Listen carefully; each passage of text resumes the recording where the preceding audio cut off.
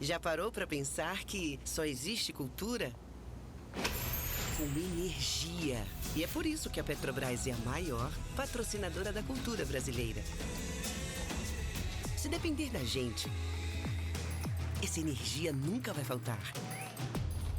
Programa Petrobras Cultural. Mais energia para a cultura. Petrobras, líder na transição energética justa. O Brasil é a nossa energia.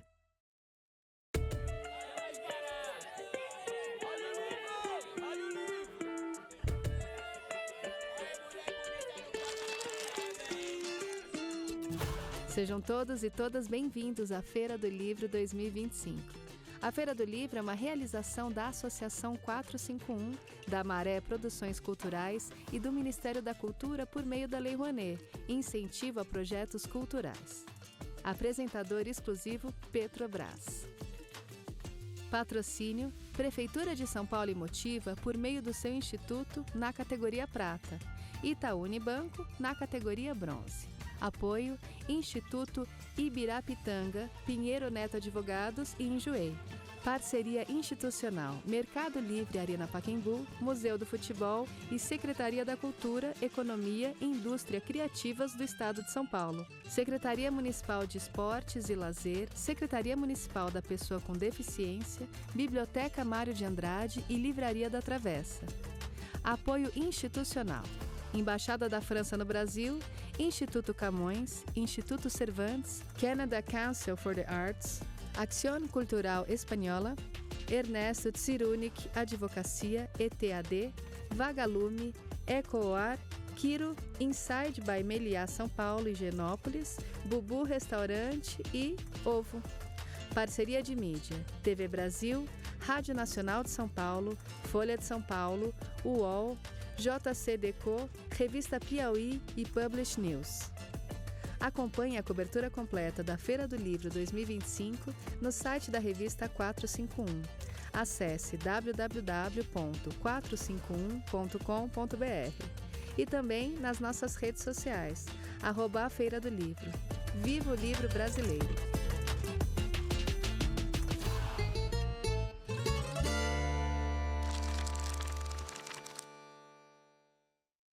Bom dia, salve pessoal, tudo bom? Eu queria convidar vocês a chegar mais aqui para o nosso próximo debate, a nossa próxima mesa literária aqui da Feira do Livro 2025. Sejam bem-vindos, acomodem-se.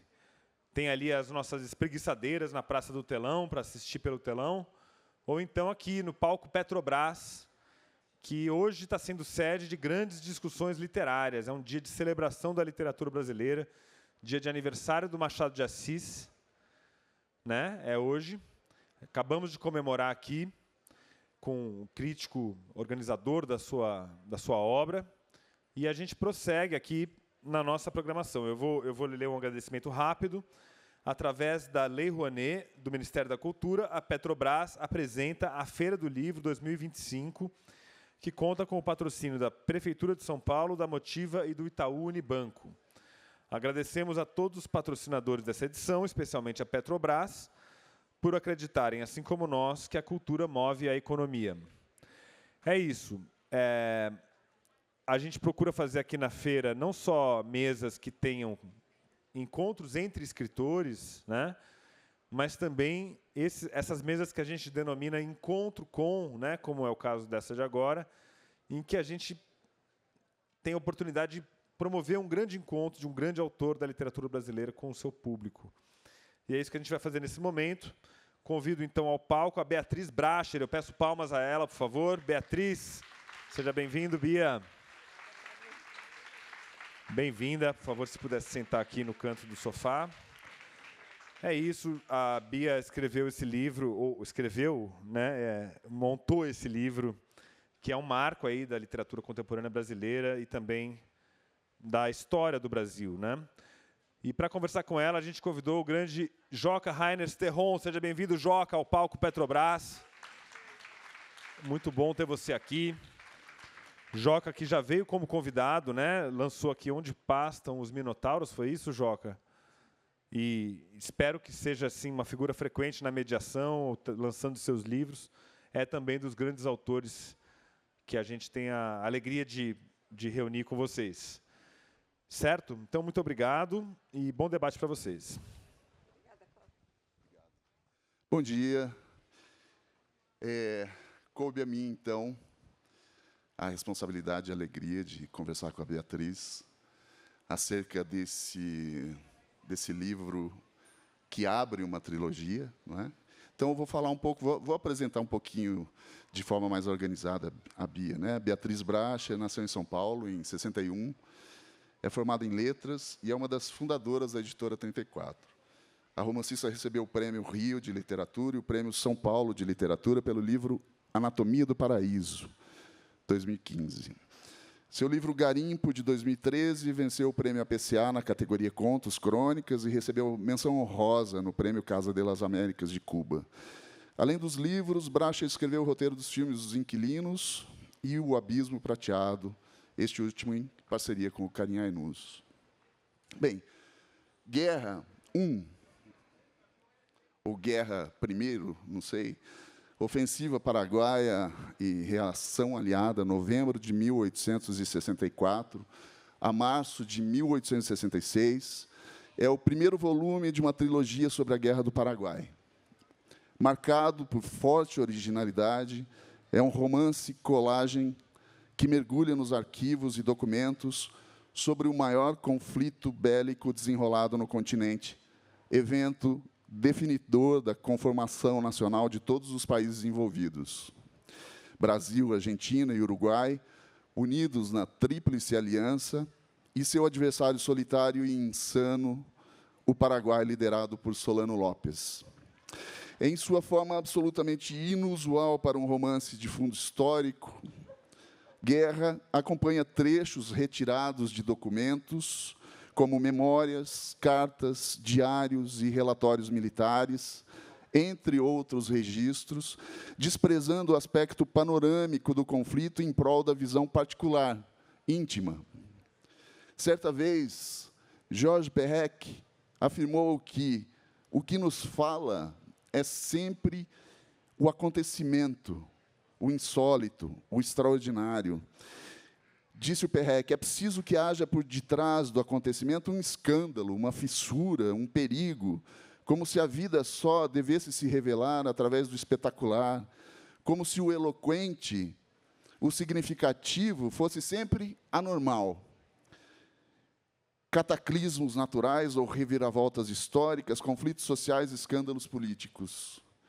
Na nossa precipitação em medir o histórico, o significativo, o revelador, não deixemos de lado o essencial, o verdadeiramente intolerável, o verdadeiramente inadmissível.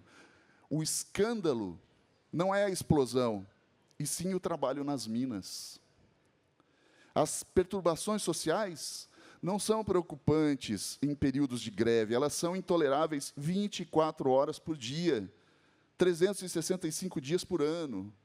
Em guerra, Beatriz Bracher parece corroborar a valorização do infraordinário, do ínfimo e do íntimo, predicada pelo escritor francês, ao retratar o irretratável, o calor insuportável, as noites gélidas, as moscas, o pântano, as fragilidades do corpo, os animais e as plantas, a covardia, a coragem, a morte e o horror, horror e mais horror, sempre em primeira pessoa, uma pessoa variável e elíptica, que vai sendo alternada pelas vozes de figuras célebres, como o então jovem Alfredo Toné, o general Osório, o almirante Tamandaré e nomes desconhecidos, como o médico cirurgião Xavier Azevedo, o tenente-coronel Albuquerque Belo, o cadete Dionísio Cerqueira e o voluntário da pátria Jacob Dick. Neste primeiro volume, que será sucedido por outros dois, tão alentados quanto, não importa o extraordinário da guerra, a cronologia explícita e impessoal dos livros de história e dos verbetes de enciclopédia, mas o verdadeiramente intolerável, o verdadeiramente inadmissível, a violência contra homens, mulheres e crianças, a exploração dos corpos de escravizados sem alternativa a não ser o trabalho escravo ou a morte nos charcos do Mato Grosso e do Rio Grande do Sul, a eclosão de um genocídio e os homens voluntários e involuntários presos a um destino que não podem senão intuir. Tema inexplicavelmente inexplorado pela literatura brasileira, a Gran Guerra, como os paraguaios a chamam, encontra, enfim, a sua forma e representação na trilogia de Beatriz Bracher, que, como afirma Nuno Ramos na apresentação do primeiro volume, é, em si mesmo, um acontecimento. Bem, bom dia. Bom dia.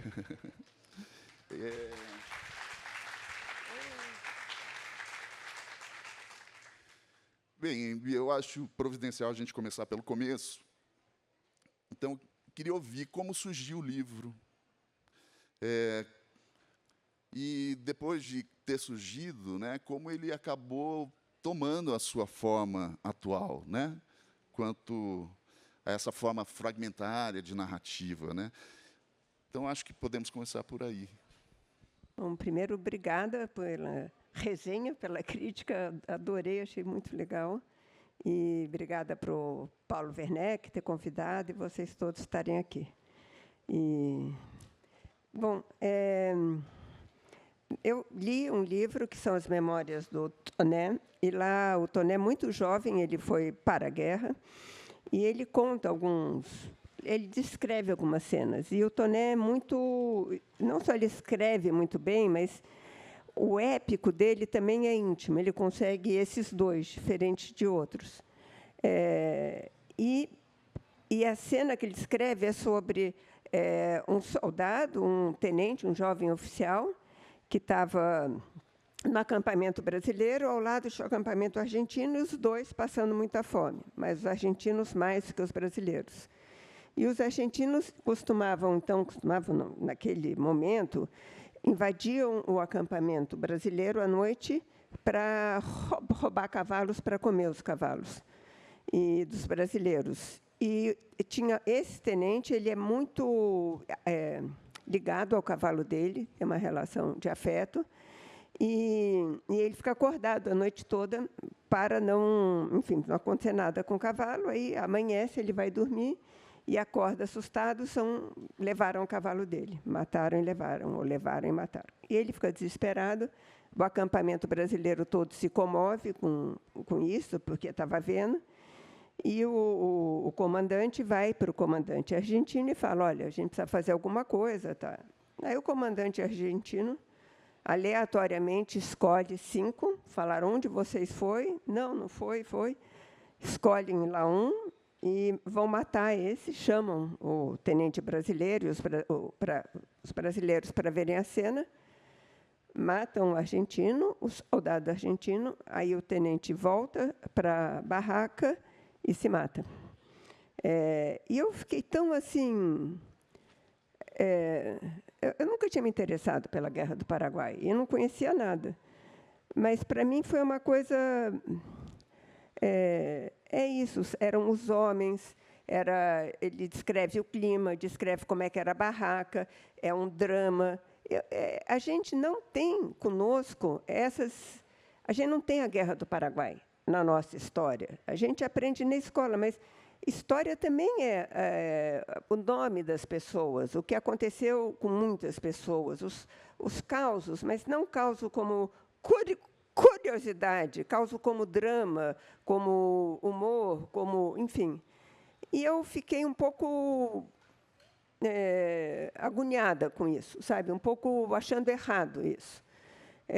E aí eu comecei a ler outros diários, livros de memórias de pessoas que combateram na Guerra do Paraguai. Também 3 que eu peguei, talvez outros tenham feito, e escreveram livros História da Guerra do Paraguai. E, enfim, a regra para entrar é que tivesse combatido na Guerra do Paraguai, ou que fosse algum político ou jornalista relacionado ao tema e o texto fosse daquela época. E aí eu fui lendo desde 2016, separando uns fragmentos e cada vez me apaixonando mais. Só que eu não me apaixonava pela guerra, eu me apaixonava pelos textos, pelos homens, pela paisagem, pelos cavalos, as moscas, enfim, realmente era muito forte aquilo. E o que era forte? Era o português que eles escreviam, a maneira...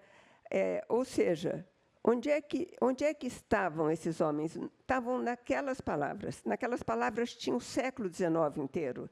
Tinha a noção de honra, o valor à bandeira, isso tudo que parece tão... sei lá, é difícil para a gente entender. A gente logo critica sem nem tentar entender, né, essa noção de honra daquela época, por exemplo, ou a relação com as mulheres. E lá, nas palavras deles, é uma coisa muito viva. Então, eu resolvi que eu ia trabalhar com fragmento. Aí eu pensei em escrever um personagem meu. Esse tenente foi o primeiro que eu fui atrás para pesquisar quem era. Aí tem o nome de uns oficiais, também fui lá na internet. E a ideia era misturar uma coisa minha, que ia ter um personagem, que ia percorrer tudo, com os fragmentos. E ficou completamente bobo. Porque exatamente a beleza não era contar uma história, era fazê-los viver, né? Fazer através dos textos, e não da minha palavra. Aí eu resolvi que eu ia, então, porque daí dentro da história toda me impressionava muito a paisagem, a descrição do calor, do frio, os animais, a descrição dos animais, a participação das mulheres, dos indígenas, dos negros. Tinham coisas assim para a gente meio inusitadas de se encontrar numa guerra.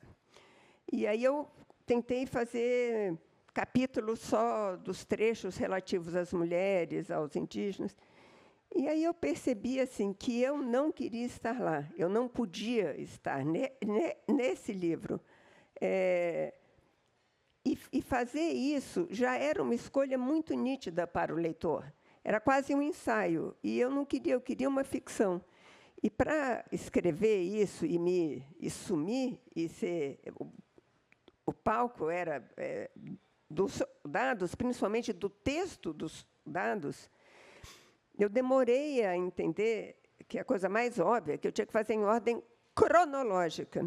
Então, quando eu resolvi fazer em ordem cronológica, que foi só em 21, 5 anos depois de começar, daí uma coisa andou fácil. Fácil, quer dizer, é trabalhoso, mas depois que você lê o livro, seleciona o fragmento, a hora da colagem é muito gostosa, muito, porque parece que as coisas...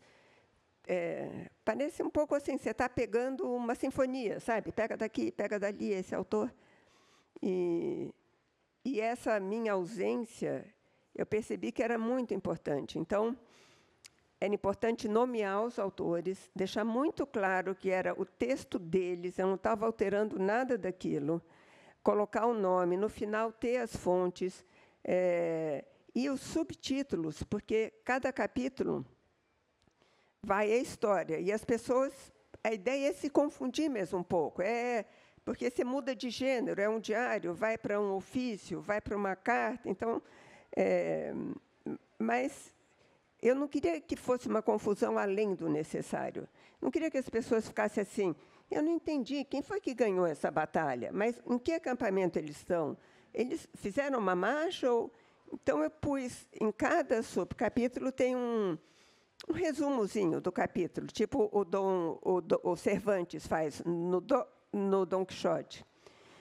Porque, tipo assim, você lê esse resumo e fala, é isso que vai acontecer. Daí você relaxa e lê. Bia, mas você sempre respeitou a cronologia? Ou você foi obrigada a roubar de vez em quando, assim? Eu roubo num período de 20 dias, assim. Então, tem uma coisa que está aqui. Por exemplo, eu vou falar, tem uma coisa nesse agora, segundo livro que eu estou escrevendo, que eu quero muito frisar e que eu acho muito interessante, que é os recrutas novos que vão chegando, as tropas que chegam, e os cavalos que chegam, e os víveres que chegam.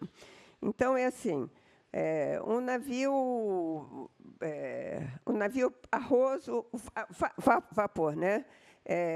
Chegou com tantos recrutas, mais munição, mais não sei o quê. O vapor tem o nome, chegou com tal. O vapor tal foi para Correntes levar os doentes. São coisas que se repetem, sempre a mesma coisa, e, basicamente, é chegando tropa, e que aí você faz um ecozinho com, lá no Brasil, aqui no Brasil, o recrutamento, que, na verdade, se algema as pessoas e coloca nos barcos para ir para o Paraguai. E eu acho bonito ter isso, sabe, a repetição. E cada um é um trecho mesmo, eu não repito o mesmo trecho. Então, tem um que é do final do mês e outro que é do comecinho do mês, e aí eu faço, às vezes, uma sequência com 6 desses, de uma linha. Então, é um roubo, porque não é um dia depois do outro, né? Mas são coisas inofensivas. Assim. Em prol da narrativa. Olha, vem cá. Eu li, numa das entrevistas que você deu, que você teve que adiar a publicação do primeiro volume, pois apareceu uma oportunidade de comprar alguns 30 volumes, se não me engano, de uma coleção dedicada, de mais de 3.000, ou coisa assim, dedicada à Guerra do Paraguai, né? Eu queria ter uma noção, assim, mais ou menos. Você tem uma noção para a gente do montante de trabalhos, de coisas que você leu, que você foi obrigado a ler, para resumir, para destilar essas 1.500 páginas, mais ou menos, vai ter a trilogia, né, quando publicada inteiramente? Só explicando, não é que eu comprei. Foi o Paulo Werneck, ocupado até. Ele recebeu uma carta de um colecionador que passou a vida colecionando livros sobre a Guerra do Paraguai. Era de 3 a 4 mil livros, assim, e querendo vender a coleção. E daí eu fui visitar, e era incrível, era muito, muito incrível, porque não eram só livros brasileiros, e tinham livros atuais, livros antigos, livros, enfim, da década de 50. E, hoje em dia, a coleção está na Biblioteca Mindlin, até, se alguém quiser ver. É muito bonita essa coleção. E aí, dessa coleção, eu separei 100 livros, aí dei uma olhada rápida, desses 100 eu peguei 30. E daí foi um trabalho de ler de novo, selecionar, mandar digitalizar. Então, eu tive que remontar um livro que já estava pronto. E é o que eu estou fazendo com o segundo livro, que estava pronto também, quando saiu o primeiro. Eu não sei quantos livros, porque daí eu li livros, li arquivos. Acho que livros não foi tanto, deve ter sido uns 60, sim, talvez, livros. Aí, depois, tem documentos em arquivos públicos que eu peguei na internet. Tem... assim, para um literato é muito, né? A gente lê isso tudo, fazer um livro, mas para um historiador, um pesquisador, deve ser bem pouco. Sim, bem, ao saber disso, assim, eu me perguntei se seria possível que a versão de guerra, né, a sua trilogia, tivesse um caráter provisório. Sabe? Na medida em que sempre vai poder surgir algum documento importantíssimo, né, que estava inacessível, que era desconhecido num primeiro momento, ou no momento da composição da trilogia, e que, de repente, mude os rumos, ou, pelo menos, os rumos do seu projeto, que é a partir dessa visão de dentro, digamos assim, da guerra, né? Você acha possível isso? Você teria... É uma grande dúvida minha, porque eu fico achando, esse é um romance você não fica acrescentando coisas. No máximo, tem alguns autores que mudam um pouco, que acham que é melhor assim, ou assado. E, para mim, é muito importante isso, que não seja um livro sobre a Guerra do Paraguai, mas seja um livro da Guerra do Paraguai, e que não seja um livro que queira exaurir o assunto, ou isso tudo. Mas, às vezes, surgem umas coisas tão interessantes. Já apareceu, por exemplo, e era um livro que eu tinha lido, mas me passou, eu não vi, que é um livro sobre os descendentes de alemães que vão lutar na Guerra do Paraguai. Eles moravam no Rio Grande do Sul. E tem depoimentos, tem 5, assim, não são depoimentos, são registros em cartório, de uma pessoa oferecendo um escravizado no seu lugar para ele lutar. Então, é o substituto. E isso é uma coisa que a gente sabe que aconteceu, até lê nos livros de história que aconteceu, mas eu não tinha nada para colocar. Essa é uma aflição. Às vezes, você quer colocar alguma coisa, que você lê os livros de história e tem, mas você não acha um documento escrito naquela época. Por exemplo, não tem maldade nenhuma que os brasileiros fazem, porque são só os brasileiros que escrevem. Então, eles nunca narram, né? E a gente sabe que teve decapitações, teve estupro, teve, enfim, guerra. A gente sabe tudo que os paraguaios fizeram nesse ponto, mas não os brasileiros. E essa é a intenção do livro, um pouco do que você fala do infra-extraordinário. Eu achei muito bonito isso, nem sei se é assim, infra-ordinário, talvez. Porque a ideia é realmente estar ali dentro. Você só vê o que está acontecendo ali perto, você não tem o todo, é uma visão só brasileira, e te dá meio uma... Teve um amigo meu que falou, nossa, mas é claustrofóbico isso, não dá para 30 em 30 páginas pôr um argentino, pôr um paraguaio, uma coisa assim. Falo, não, tem que... É só a gente, e não é só que é só o lado brasileiro, é só o que aqueles brasileiros querem contar da guerra. Mas, então, eu não sei se eu vou acrescentar ou não. Olha só. Bem, a leitura do livro, em se tratando, eu sou um ficcionista, então, para mim, o livro é um manancial de possíveis ficções escritas a partir daquelas pequenas histórias, né? O substituto. É um romance, pede um romance, não pede um romance. Bem, mas a forma da guerra, a forma de guerra, a sua trilogia, né, com essa montagem de documentos, ela é completamente diferente dos seus romances e ficções anteriores, que são marcados pelo realismo, trazendo marcas características da escrita de ficção, né, como narração, personagens, diálogos. Né. Você se sentiu à vontade trabalhando com a apropriação de textos alheios, né? E esse procedimento, vamos chamar isso de um procedimento, lhe causou alguma dúvida em relação à autoria do projeto? Então, na verdade, no Anatomia do Paraíso já tem citação de alguns autores que não sou eu, e que no final do livro eu coloco, assim, eu anoto. E naquele caso, no caso do Anatomia do Paraíso, eu ficava assim, eu tinha uma sensação de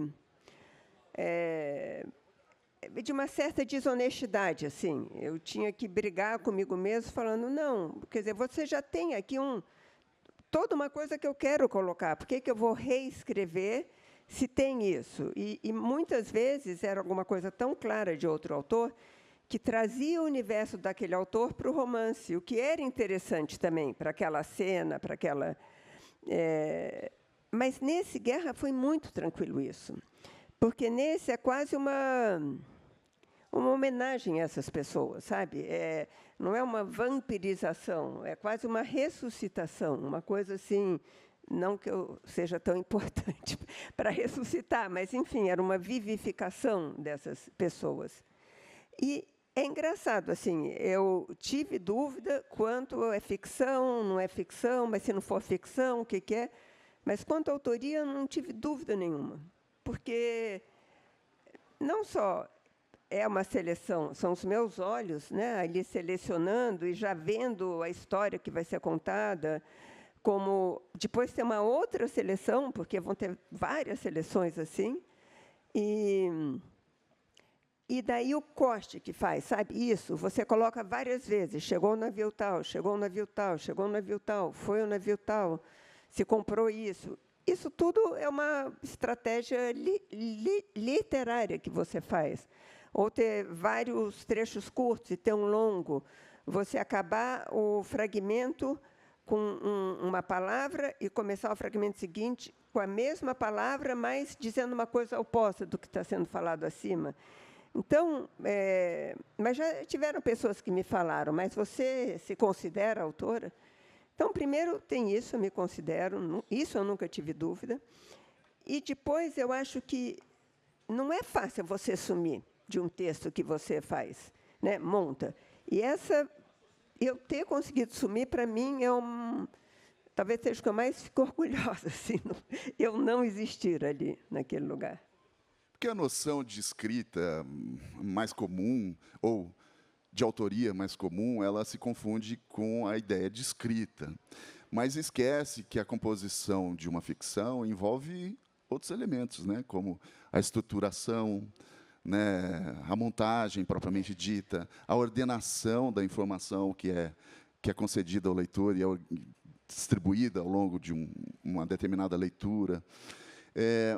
Mas eu entendo também assim que, além de um romance, o livro certamente é quase um manifesto ou uma performance relativa que propicia uma discussão sobre a própria noção de autoria e que não está isolada, sabe? Eu entendo assim que hoje um dos movimentos mais interessantes da literatura tem a ver com a recuperação do arquivo, com a recuperação do documento. A gente falava agora há pouco sobre um livro que eu traduzi chamado Os Mortos Indóceis, Necroescrita e Desapropriação, da escritora mexicana Cristina Rivera Garza, onde a Cristina ela defende a ideia de que a escrita ela sempre tem um caráter comunitário e que, quando a escrita é feita a partir do registro, do documento, do arquivo, essa noção de comunidade ela é exposta, ela atinge a superfície, vem à superfície e, claro, permite que a gente faça que os mortos falem novamente, né? Como você fez lindamente com esse livro, porque esse livro, essa trilogia, sem dúvida, atende àquela visão que o Samuel Beckett tinha do que é em si a literatura. Ele chamava a literatura de a longa sonata dos mortos. Né? Então, ele olhava para uma biblioteca e via que ali existiam vozes do passado que continuavam a ecoar e a repetir. E é precisamente o que você faz organizando esse livro, né? Essa trilogia. Mas também não há só texto, né, Bia? Há os mapas que são dispostos na abertura de alguns capítulos. Eu queria que você falasse um pouco sobre a sua ideia de usá-los e qual o sentido deles nos livros. Essa coisa dos mortos falarem, eu vi tem um filme que eu devia ter escrito o nome, não me lembro, mas é de uma fazendeira jovem que logo na véspera da Segunda Guerra, e eu não sei de que parte da Inglaterra, mas é no interior, e que ela, por algum motivo, sabe que deve ter ali algum líquia, restos, que, se você escavar, você vai achar muito antiga. E ela acaba chamando um escavador, não é exatamente um arqueólogo, não é um cientista, não é um especialista, mas é um cara que já escavou muito, em muitos lugares. E eles escolhem, então, e começam a escavar. E aí começam a acham um barco, não sabem bem o que é o barco, precisam escavar mais. E, quando você vai fazendo uma escavação, você tem que ir fazendo as paredes, assim, para que não caia a terra em cima de novo, quando chove, enfim. E aí ele vai fazendo, e daí eles descobrem que é um barco viking de funeral, é um barco de ritual, de morte, enfim. E é uma coisa extraordinária, porque isso não existe, mas aí tem um dia que tem uma chuva danada à noite, e apesar dele ter colocado o que precisa, ele vai lá para tentar colocar a lona, mas desaba tudo em cima dele, a terra, aquilo tudo. E ele vai, e daí todos vão, os que estão ajudando, e começam a tirar e salvam o homem. Aí a fazendeira fala assim, será que vale a pena? Isso aqui, a gente está lidando com morte, isso aqui tudo é morte. E eu até me emociono, eu acho tão lindo, ele fala, isso é vida, e é isso, quer dizer, aquilo lá que estava morto vai ficar vivo de novo. E isso que você falou, da colaboração, isso tudo, essa autora mesma, ela cita, como tem a teoria de que o autor morreu já na década de 60, de 70, com a ideia de que a gente é composto por tanta gente e por tantas coisas que a gente leu, por tantas coisas que a gente viveu. Então, quando a gente escreve um romance, eu não sei se você tem essa impressão, mas eu tenho a impressão de ser uma passagem, né? Você passa umas coisas através de você, você reelabora, você isso tudo. Então, bom, e os mapas? Os mapas, tem 2 tipos de mapas. Em cada início de capítulo tem um mapa que a gente fez, que é atual. Porque eu me perdia muito, sabendo onde que é a cidade, qual o percurso que fez, qual a distância. Então, e isso foi uma historiadora, Lucy Stumpf, que ajudou. E ela, porque às vezes você vai localizar um acampamento, não existe hoje em dia aquele nome. Às vezes tem lagoas que não existem hoje em dia. Então você acaba pegando as descrições que os escritores fazem, que os autores fazem, que ficava a oeste, que demorou um dia para chegar até lá. Às vezes eles falam quantas milhas tem. E aí eu coloco os mapas antigos, mas eu só coloquei coisas desenhadas pelos autores que estão ali naquele livro. Porque são mapas lindos e porque eu acho que é mais uma coisa que aqueles autores, é mais uma maneira deles se expressarem.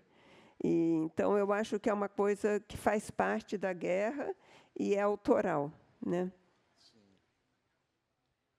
Bem, em relação a toda a iconografia, né, a guerra do Paraguai ela propiciou algum avanço na indústria gráfica e na imprensa, né? Como a gente sabe. Havia revistas brasileiras, argentinas e paraguaias se dedicando à cobertura do combate? Então, foi uma coisa que eu não fui... Acabei indo atrás no final, mas eu sei... A brasileira eu sei que tem, porque daí eu fui, pesquisei artigos e páginas de jornal, como é que era a cobertura, isso tudo. A Argentina, e todo documento argentino, Paraguai e Uruguai, eu evitei ver, porque justamente eu não queria muito saber para não ficar triste de não poder colocar alguns fatos que aconteceram. Mas os brasileiros que estão na guerra se referem à imprensa de Buenos Aires sempre achando ruim, porque sempre eles criticam os brasileiros, sempre aconteceu uma coisa, eles falam outras, era uma coisa muito importante para eles, é um grande assunto, assim. E a imprensa paraguaia tem um jornal humorístico chamado Cabichuí, não sei se é assim que se fala, o Cabichuí, e que é muito engraçado, assim. Esse eu não resisti e baixei o PDF com vários números dele. E, enfim, a gente é descrito como macaco, mas isso pelos argentinos também, a gente é descrito como macaco. O imperador é um grande macaco, com uma coroa em cima. E tem muitas coisas engraçadas e cômicas, isso tudo. Então, com certeza, tinham correspondentes alemães e franceses na guerra também. Foi uma guerra assim, muito... A Europa ela se interessava muito por essa guerra também. Bem, o cabichuí, a cabichuí é um tipo de vespa, né, que tem uma picada muito dolorida. E era um semanário, era feito 2 vezes por semana, o cabichuí, e dirigido pelo Juan Crisóstomo Centurión, que é um personagem do Noite Dentro da Noite. E ele circulava, era usado como uma arma estratégica para, digamos, baixar a moral do adversário, porque os jornais circulavam nos acampamentos argentinos e brasileiros também, e sacaneando os brasileiros, né? Profundamente. Assim, os argentinos também, que eram chamados de cachorros, os brasileiros de macacos, os uruguaios de, não sei, alguma coisa rastejante, provavelmente. E, enfim, mas... acho que o Solano Lopes se aproveitava também do alto índice de alfabetizados entre os paraguaios, né? porque o Cabichuí era produzido no acampamento, não era produzido em Assunção, nem nada. Ele era feito ali dentro da... Ou seja, com todas as circunstâncias, um contexto de uma guerra, né? Bem, uma das coisas que chamam muito a atenção nesse primeiro volume é a pulsão narrativa do livro.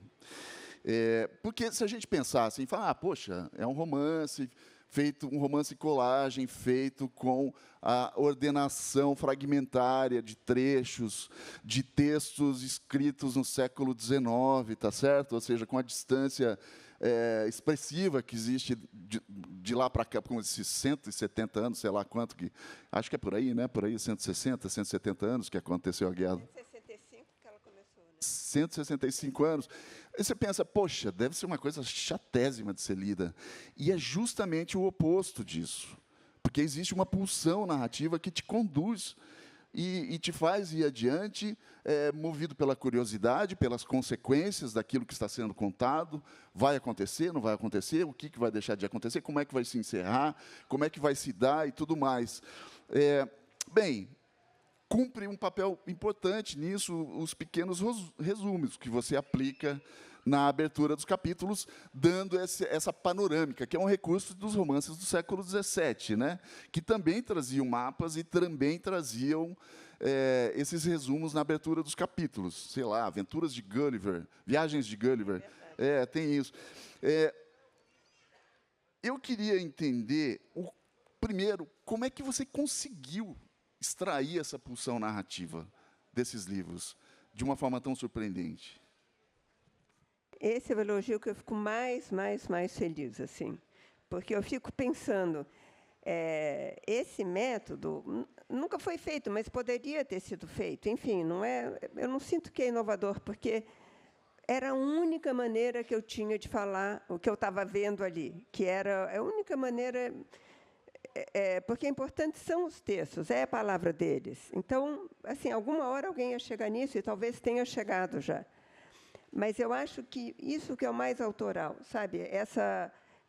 O ritmo, a fluência, isso tem a ver com escolha de trechos que não tem outra informação que não dá o ritmo, isso que nesse segundo volume eu estou tendo muito trabalho, porque os brasileiros eles vão indo embora, ou porque morrem, ou porque se machucam, ou porque... E os que vão chegando, eles não escreveram, muitos. Então, eu já não tenho material. Os diários são muito importantes, porque um livro de memórias, a pessoa não vai escrever que aquele dia choveu, que o cavalo se perdeu, que namorou uma moça, ou que está interessado numa moça. E isso é que dá para fazer o cotidiano da impressão. Então, agora eu estou muito preocupada com isso. Estou tentando, vamos ver se eu consigo.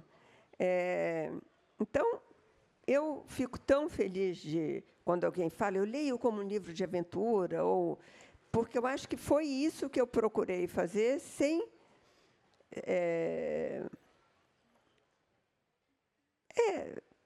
porque é uma aventura, mas eu não queria que fosse uma aventura épica, eu não queria que fosse uma aventura de heróis, eu queria que fosse uma aventura, mesmo que sejam pessoas ricas, oficiais...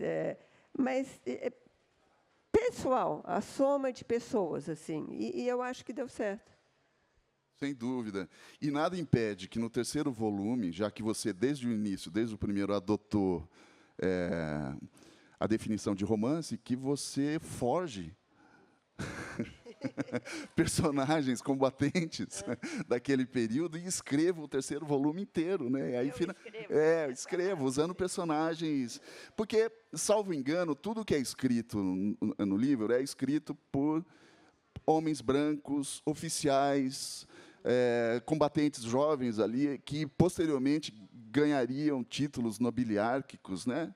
Então, Alfredo de Toné ia virar o Visconde no futuro, aquele alemão lá do Riachuelo, que tem um nome impronunciável, viria a ser o Barão de Tefé.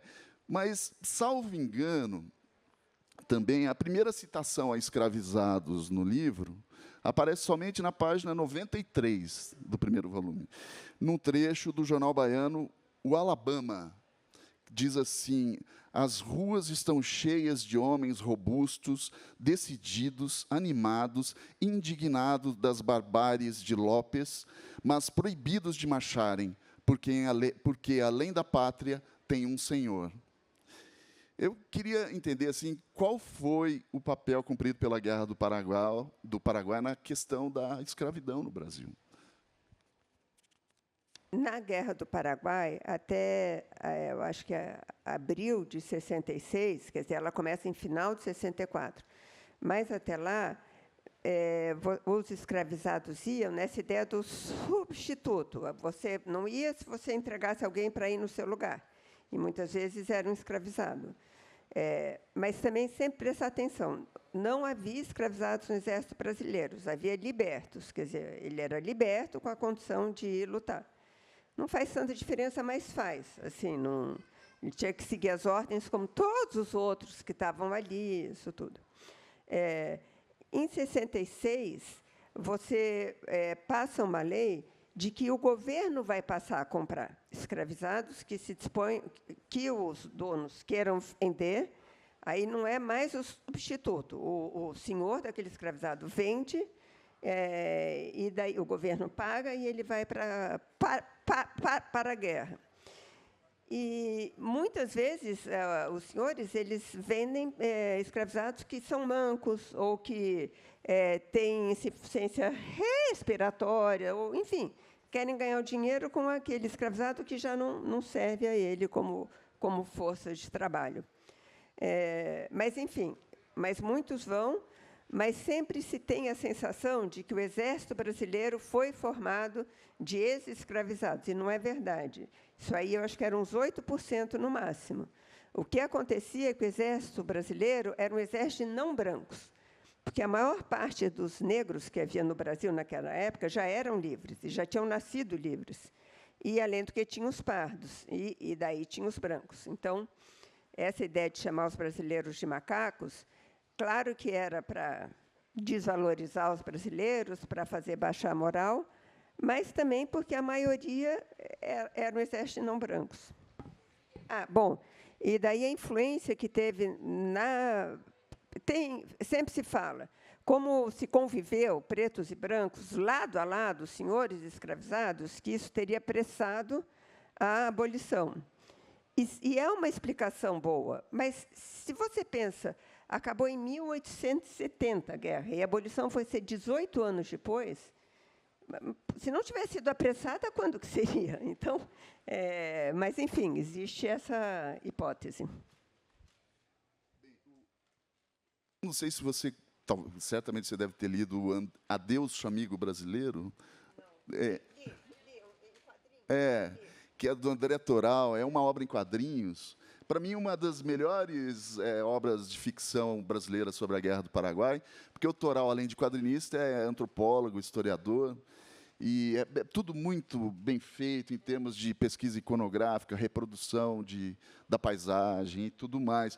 E o Toral, lá no pós-fácil, ao Adeus Chamigo Brasileiro, não é chamego, é chamigo, uma forma paraguaia de tratar, de dizer a palavra amigo, né? Ele menciona Domingos Ramos, que é um ex-escravizado e soldado brasileiro que produziu gravuras feitas no campo de batalha e que se perdeu essa coleção de... Ele não explica como se perdeu, mas foi destruída com o tempo, né? Então, não há depoimentos de pessoas negras na composição deste volume, né? Mas há em alguns dos seguintes? Não, não há, e também não há de pessoas brancas que não eram alfabetizadas, né? assim como de indígenas. Então, é quase só de jovens oficiais, ou velhos oficiais, ou enfim. Tem de pessoas negras que é o Rebouças, né? Que é uma pessoa negra e que participa ativamente, que faz um diário, e é muito interessante.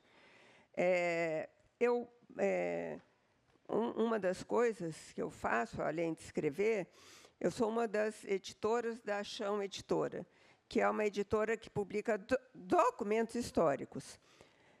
Assim, nós não encontramos textos escritos por escravizados. É uma coisa...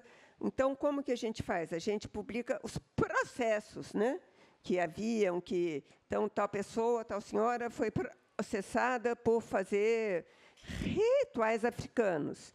Então você tem os depoimentos das testemunhas, os depoimentos dela, você tem. Então, através disso você consegue saber como era a vida de um escravizado ou de um ex-escravizado.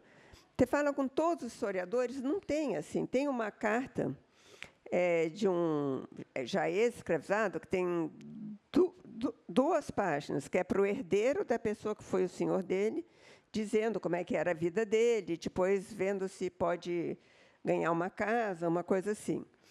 É uma carta de 2 páginas, e o José Reis, aquele historiador baiano, que é um historiador sobre escravidão, falou que é um dos mais longos documentos que tem de um escravizado, não de uma pessoa negra, de um escravizado. E eu não achei, procurei e não achei. Bem, algo muito importante para o clima desse primeiro volume tem a ver com a desorganização do Exército Brasileiro, né? Com o improviso, com a indisciplina, tão nossas, né?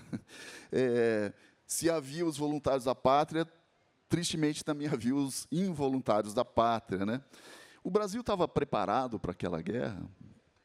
O Brasil não estava nada preparado para aquela guerra. Os paraguaios tinham um exército, tem várias informações, mas acho que de 40 mil homens, e o Brasil tinha um exército de 4 mil homens, é mais ou menos isso, assim. Aí você tinha as guardas nacionais, que você vai unindo, se bem que havia uma regra que a Guarda Nacional não precisaria lutar fora do país. Então, você vai mudando as leis e você cria os corpos de voluntários da pátria, e vai organizando. Então, demora muito. Assim, o Paraguai invade o Brasil em 31 de dezembro de 64 e nós vamos invadir o Paraguai em abril de 66. Então, é muito tempo assim. Mas, lendo tudo, eu fico impressionado como a gente conseguiu organizar um exército, porque era tanto trabalho, as coisas eram tão longe, os transportes tão difíceis. Tinha cólera, tinha tifo, tinha gente que fugia. Você tinha que... O que eles faziam é que recrutavam as pessoas, prendiam num quartel, para ir juntando bastante gente, depois colocar num navio e levar para Montevidéu, onde se reúnem as tropas, são treinados e depois ir até o Paraguai, por caminhos muito difíceis. Sempre muita água, muito rio, muito charco, e mosquito, enfim. Então, a gente estava completamente despreparado. E a Argentina também. E o Uruguai... A participação do Uruguai é quase que simbólica só, né? Não teve realmente muita gente que foi. Então, estava despreparado. Agora, tem coisas que a gente acha um absurdo, tipo morrer tanta gente de doença e de frio. Mas parece que os exércitos de Napoleão também morreram muitas pessoas de doença e de frio. Então, também tem características das guerras do século XIX, né? Que, basicamente, o que eles falam quer dizer, de Napoleão é antes, mas você tem a Guerra Civil Americana, você tem a Guerra Franco-Prussiana, que também parece que era muito... morria um bocado de gente, assim, por desorganização, né? Sim, no começo da invasão do Rio Grande do Sul, ali pela página 300 ou 200 e tantos do livro, tem uma descrição do cara falando do frio que está 11 graus negativos. E a tropa ali acampada no meio do Pampa, né? Com gente do Pará. Exato. Que tinha ido para lá. Uma das coisas mais interessantes, assim, em termos de o Brasil descobrindo o Brasil, é justamente isso que você coloca de alguns depoimentos de soldados e voluntários vindos do norte, vindos do nordeste, e entrando no Mato Grosso, ali no sul do Mato Grosso, e se deparando com essa região que é, na realidade, o Pantanal, tá certo? Porque Corumbá é invadida, Corumbá é o centro, a capital do Pantanal, e tudo é invadido e tudo ali é cercado de pântano, de mangue, de charco, enfim, o Rio Paraguai imenso ali dominando toda a paisagem. você acha que, de certa forma, foi uma descoberta do Brasil para o brasileiro, né? Em termos de unificação, de uma visão geral, assim? Eu acho que é o Jorge Vanderlei dos Santos, o historiador, não sei se estou falando certo o nome, que ele fala que é a primeira vez que um brasileiro se vê como um brasileiro, que é um pouco um brasileiro do Pará ir lutar porque uma moça de Corumbá foi estuprada, era uma coisa que não tinha cabimento, né? Mas passou a ter, ele sente que é um brasileiro como ele que está sofrendo, é uma coisa que nunca tinha acontecido antes, esse sentimento de brasilidade. Então, de certa forma, é algo original do que é o Brasil, né? As pessoas comuns entendendo não, construindo o sentimento de ser brasileiro. Bem, a Argentina e o Uruguai também foi definidor aqui para o Cone Sul, né? Bartolomé Mitre era o primeiro presidente da Argentina, né? Tem uma passagem relativa à desorganização do Exército Brasileiro, tem uma passagem que você dispõe, que é do primeiro cadete José Luiz Rodrigues da Silva, e diz assim: Osório dizia, com abundância de fundamentos, que um exército bisonho, baldo de instrução, embora valente, numeroso, arremessado ao inimigo, assim, descriteriosamente, além de uma desgraça colossal para o país, representava verdadeira desumanidade, se não crime hediondo. Mas há também, além desses soldados desorganizados, assim, eu acho que são especialmente candentes as aparições de crianças em cenas de violência, dos indígenas e, particularmente, de mulheres em algumas cenas, né?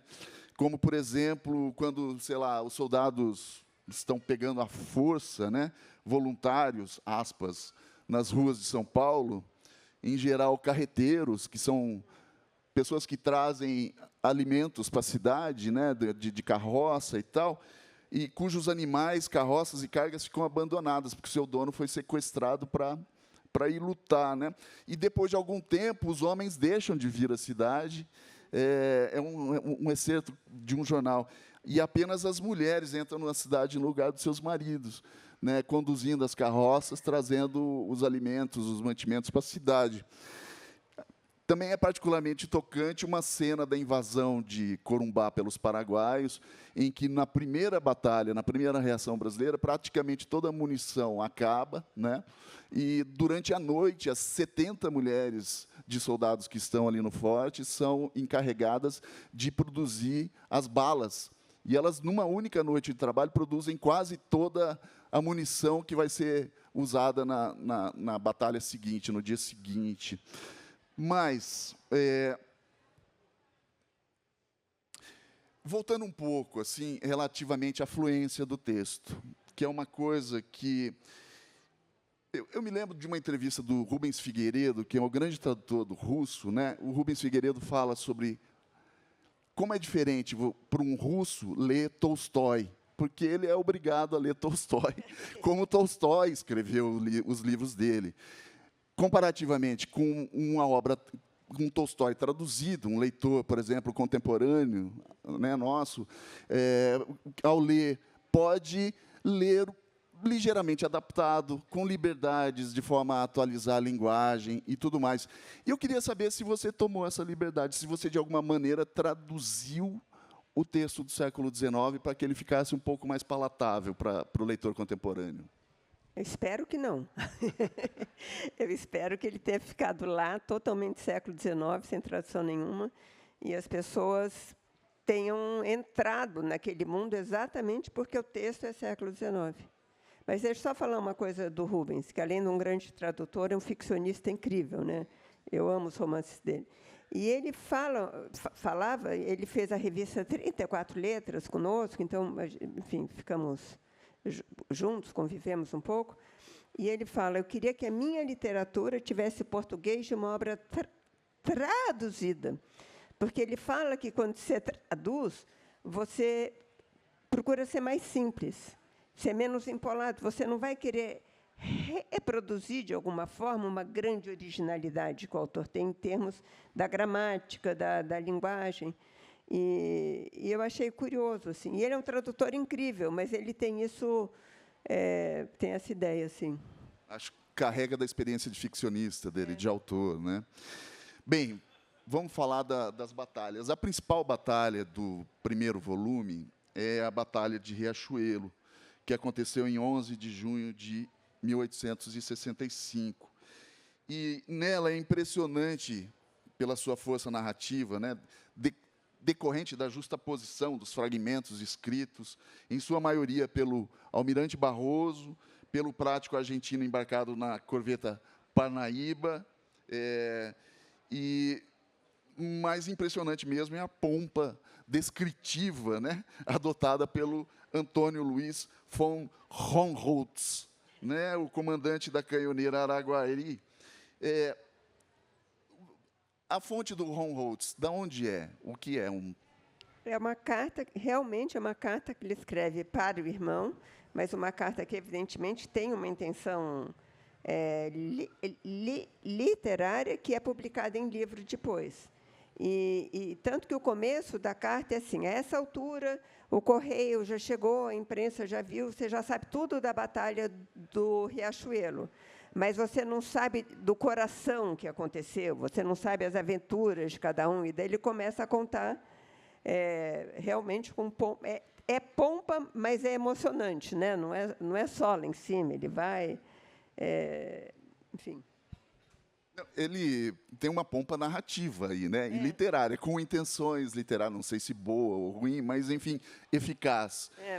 Meu querido Fritz, a 11 do corrente raiou, afinal, o dia por mim tão ardentemente desejado. Doravante, não serei simplesmente um oficial patesca com honras de hidrógrafo.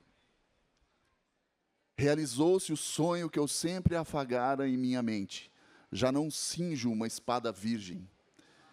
O batismo de fogo consagrou-me homem de guerra, e doravante não é uma simples ficção o qualificativo de oficial combatente com que figuro no quadro da armada. Ou seja, o cara está se vangloriando por mão, né? Inflando. Porque, logo depois, as descrições do médico a bordo, né, o cirurgião... Segundo o cirurgião, não havia o documento do primeiro cirurgião, será que morreu o primeiro cirurgião? Mas é uma verdadeira sequência de flagelos, né? Porque, a despeito de o Brasil ter ganho, e eu acho que uma das grandes qualidades desse capítulo é justamente, você pensa assim, como descrever uma batalha naval no Rio, né? Mas você fica imaginando, assim, a gente vê aqueles filmes ingleses e tal, né? Mas está tudo aqui. Porque a movimentação dos barcos, um abalroa o outro, o que acontece é a invasão dos paraguaios, a covardia do comandante do Parnaíba, né, que entra em estado de choque e perde o comando da barca, e é o único navio que é tomado pelos paraguaios, e é uma verdadeira chacina. Né? Mas daí depois a descrição médica, né, quase de assim, médico legal dos corpos e dos ferimentos, vai adquirindo é a sobra da batalha, né? E nada me parece mais eficaz em termos antibelicistas do que a leitura desses fragmentos. Você entende esse livro com papel nesse sentido? Primeiro, só falando um pouco, esse prático argentino é uma coisa muito interessante. Teve um historiador argentino, uns anos depois da guerra, que coletou depoimentos orais, coisa que no Brasil nós não temos, infelizmente.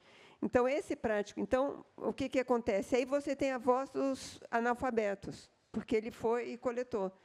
E a grande coisa do prático argentino é que é ele que conta, que os oficiais todos vão e se escondem embaixo, enfim, fecham lá na torre e quem deixam soldados na proa. Deixam soldados na proa.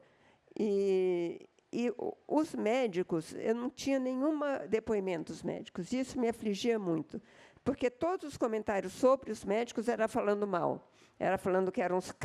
carniceiros que não prestavam atenção.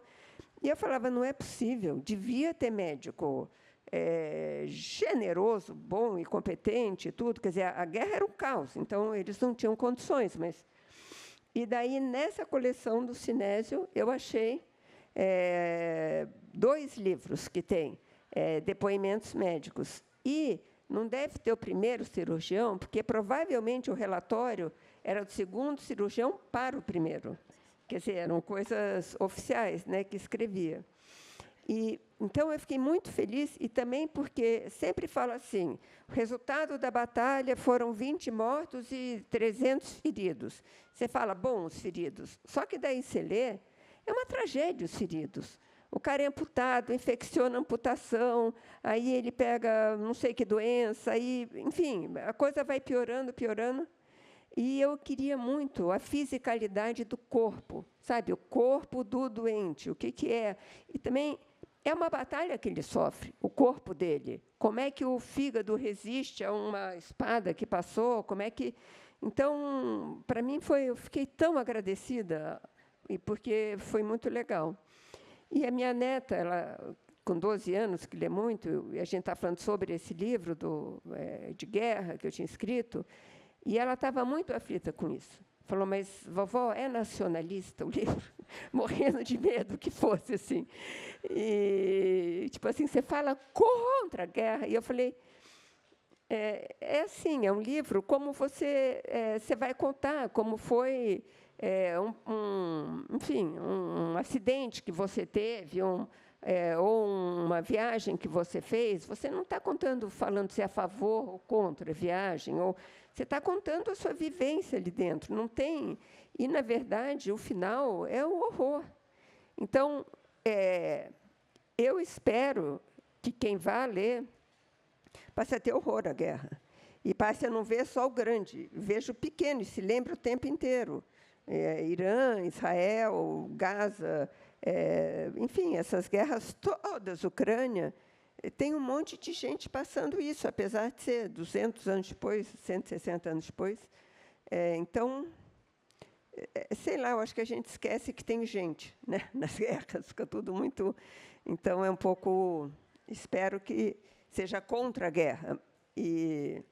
Mas eu não queria que eles falassem isso, sabe? Eu não queria que eu falasse isso. Eu queria que tivesse exposto isso, fosse uma fratura exposta, vamos dizer.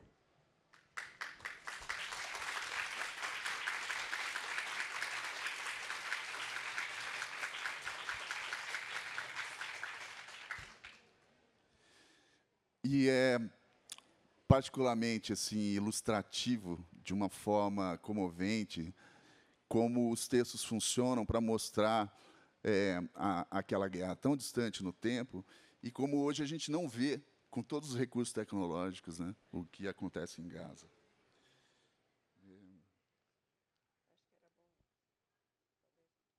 Sim. Você vai ler agora? Sim, tem... pois é. Olha, gente, tem algumas perguntas que são extensas, particularmente a sua, Wellington, que não é uma, são várias, são verdadeiros tratados. Mas aqui tem aqui, olha só, prezada Beatriz, sou descendente do almirante Barroso, que se aposentou no Uruguai. E sai muito bem na fita, o Barroso.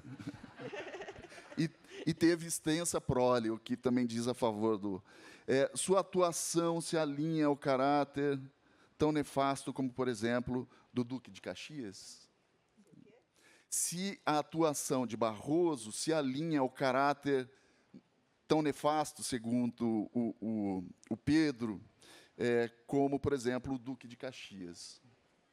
Então, eu não... O Barroso, ele é... O que eu soube dele, eu não fui estudar. Sempre pode ser que não seja. Eu só li o que ele escreveu e o que os outros escreveram a respeito dele naquela época.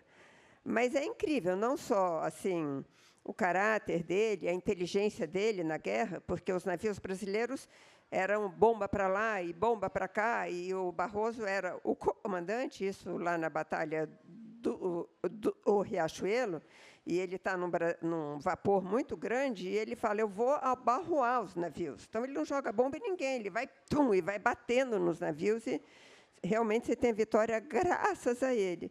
E você lê o diário dele, é uma pessoa muito envolvida e escreve muito bem. Você fica muito assim amigo dele, assim. Você tem uma coisa de uma identificação com ele. O Caxias foi o único que a gente foi atrás em um arquivo. A Lúcia, que é historiadora, foi atrás pegar cartas de uma categoria de cartas chamava cartas confidenciais. E daí ela pegou algumas. E aí eu não consegui ficar com raiva de ninguém nesse livro, porque você vai convivendo, você vai mesmo a pessoa sendo muito ruim. E o Caxias, ele realmente não é uma pessoa legal, mesmo assim, eu estou falando de uma maneira meio que frívola.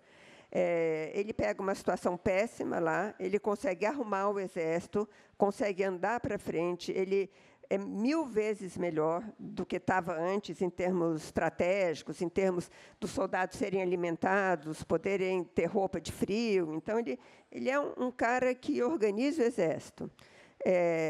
Agora, é um cara que está o tempo todo falando mal dos outros oficiais, e é uma pessoa... É um comandante, ele é o general, então ele vê de uma maneira que você fala, puxa vida. Então, ele tem uma determinada batalha em que morre muito mais gente do que seria o razoável de morrer. E ele escreve essa carta para o ministro da Guerra, falando, olha, por isso que eu sempre tenho que entrar quase com o dobro de pessoas. Uma batalha, senão eu não entro. Porque a nossa tropa basicamente, ele fala que é covarde, de que os brasileiros fogem em debandada. Isso aparece descrito. Os comandantes têm que ir e bater nos soldados para eles irem de volta e lutar, enfim. E ele atribui isso a 2 causas. O mau exemplo moral dos oficiais e o elemento servil, que ou acha que só trocou de dono e não tem noção de nacionalidade, ou tinha uma outra coisa bem assim, não me lembro. Mas, enfim, aí você pensa, por que ele teria uma noção de nacionalidade? Ele só trocou de dono mesmo. Então, ele tem uma análise que é correta, o Caxias, mas ele fala de uma maneira como se pudesse ser diferente. E, evidentemente, que não podia ser diferente. E tem isso. Então, eu não conseguia achar o Caxias um homem horrível pelo o que eu li, do que ele escreveu e do que outros escreveram dele. Se eu fosse estudar o Caxias, provavelmente eu acharia péssimo. Eu fiz questão de não estudar ninguém. Eu queria ter a voz deles ali. Bem, como se a noção de nação já fosse algo concreto, estabelecido né, naquele período. Bem, estamos chegando aqui nos finalmente, e o Paulo Werneck lembrava dos 40 anos da redemocratização, né, comemoradas recentemente, e eu me pergunto assim sobre o uso da Guerra do Paraguai para efeito de propaganda ideológica, justamente na conformação dessa visão de nação, né? O André Toral, ele cita que, por exemplo, na fase final da guerra, quando são produzidos aqueles quadros do Pedro Meirelles, do Vitor Meirelles, do Pedro Américo, e também do argentino Cândido Lopes, que são incríveis, né? Houve uma exposição no Rio de Janeiro, em 1879, das pinturas de Pedro Américo e Vitor Meirelles, que recebeu 292.286 visitantes ao longo de 2 meses. E entende-se como essa solidificação, né, dessa visão de nação, já aí por efeito da propaganda. Em algumas das suas entrevistas, você diz que não sabia nada sobre, se interessava pela Guerra do Paraguai, tanto quanto qualquer outro brasileiro, né? A que se deve esse esquecimento? Porque, não sei, eu fui uma criança nos anos 70, a escola, ou seja, eu cresci durante a ditadura militar, E nos livros de histórias escolares, a Guerra do Paraguai era pintada sempre com as tintas do heroísmo, né? Por motivos óbvios, tá certo? Você acha que esse esquecimento e a não valorização da guerra em si como um evento inaugural assim da nossa ideia de nação se deve a quê exatamente? Bom, eu não sou, como eu digo, não sou uma estudiosa da Guerra do Paraguai. Eu sou uma estudiosa dos textos dos combatentes da Guerra do Paraguai, o que é diferente. Mas o Doratiotto, que é um escritor, talvez que escreveu o livro mais importante no Francisco sentido... Doratiotto, né? Francisco Doratiotto, de ter um panorama sobre a Guerra do Paraguai, ele fala que foi uma guerra envergonhada, que foi como que o Brasil, o Império Brasileiro, demora 6 anos para derrotar, eles chamavam de republiqueta, mesmo ter tido que usar os escravizados, foi uma vergonha. Como que a gente não dá conta, né, disso, sem apelar a eles?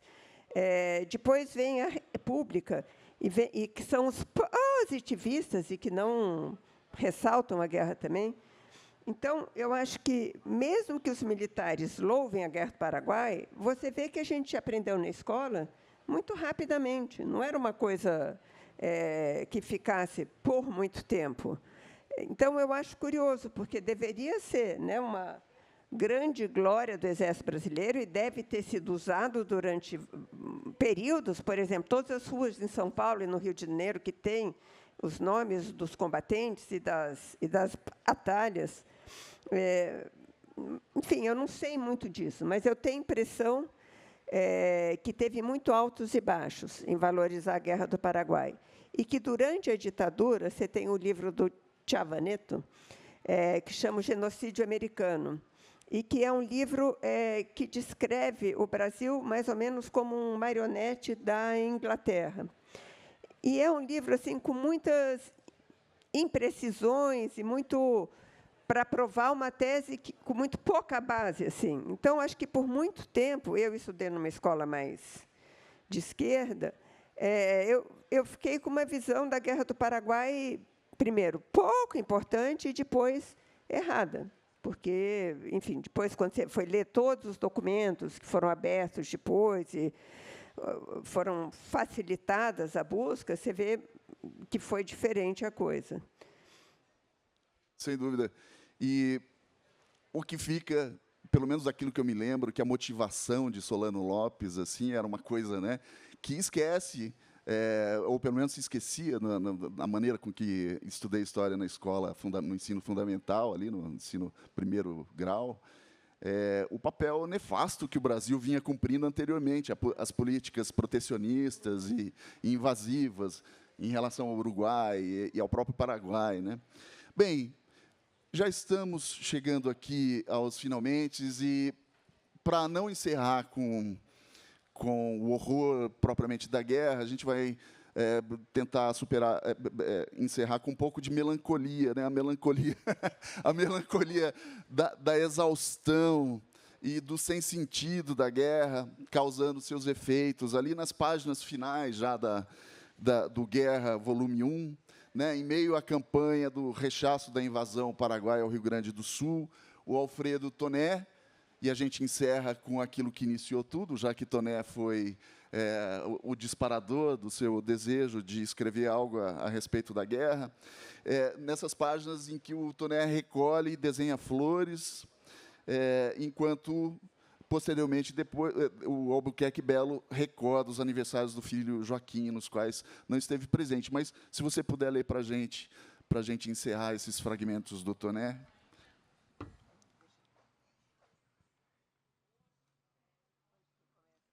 Aí, não, embaixo.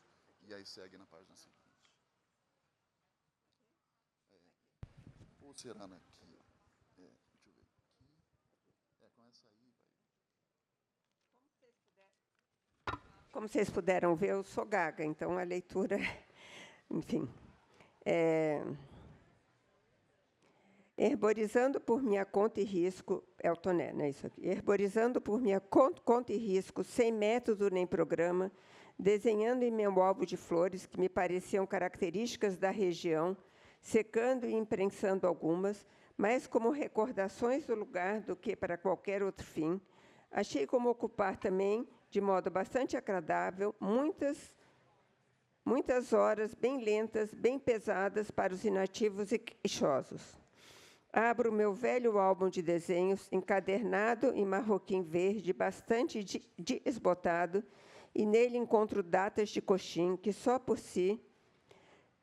Coxim é uma cidade no Mato Grosso. Datas de Coxim, que só por si, sem razão nenhuma especial, deveras me melancolizam.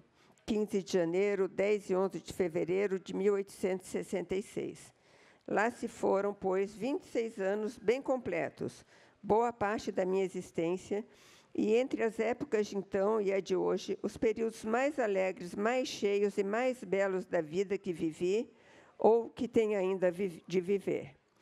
E, a tal respeito, entro agora em dúvida se é de prudência filosófica juntar elementos de recordação, assinalar nos tempos idos pontos mnemônicos, como que fincar marcos à beira do caminho andado, a suscitarem um mundo de reminiscências cujos espinhos nos arranham, ou melhor, nos pungem, que cada vez que o espírito se demore, um pouco junto deles, reconstituindo uma súbita evocação, cenas inteiras do longínquo passado.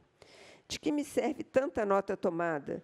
De que valem essas flores e folhas murchas, esses esboços de lugares que jamais tornarei a ver?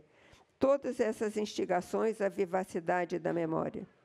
E na vida real, para os que se adiantaram em anos, tudo quanto fica para frente parece tão árido, tão cansativo, tão despido de encantos e prestígio, tão diferente daquilo que já deixamos pelas costas. O organismo físico, minado por moléstias insistentes, embora lentas em sua evolução destrutiva, já não responde às agitações do intelecto, por mais ativo e imperioso que este ainda se imponha, e, combalido, fraco, reclama descanso e paz. Mas, santo Deus, o descanso é a atonia, a tristeza, o desalento. Trabalhar de qualquer modo, eis o lenitivo, único aos desgostos, às decepções, ao desconsolo supremo, à acabrunhada e letal melancolia. Agora o Albuquerque Belo. Depois da instrução, houve missa no Carramanchão, onde se armou um altar para isso.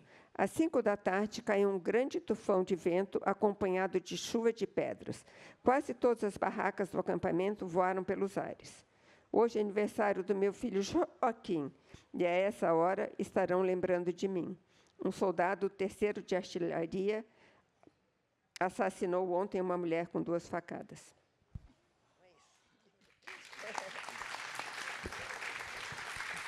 Bem, gostaria... Só falar uma Pois não.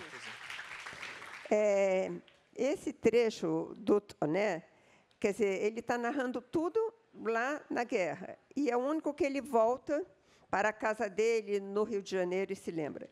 E me lembrou muito uma cena do Pedro Nava, que, para mim, é muito emocionante, que ele está contando ele na juventude, acho que ele já jovem médico, ou acabando a residência, e sempre muito animado, e, de repente, ele volta para o Rio de Janeiro, onde ele está velho, e onde ele começa a falar como ele está velho, e ele não consegue dormir, e não quer incomodar o sono da companheira, então ele sai andando pela sala e só vê os fantasmas do passado.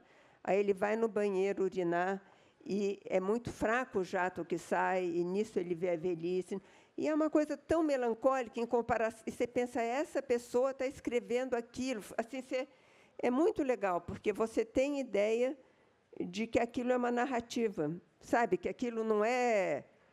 Assim, isso é aquilo que a pessoa escolheu contar, enfim. Eu fiquei feliz que, enfim, inspirada no Pedro Nava, eu tenha visto isso e pudesse pegar e escolher por...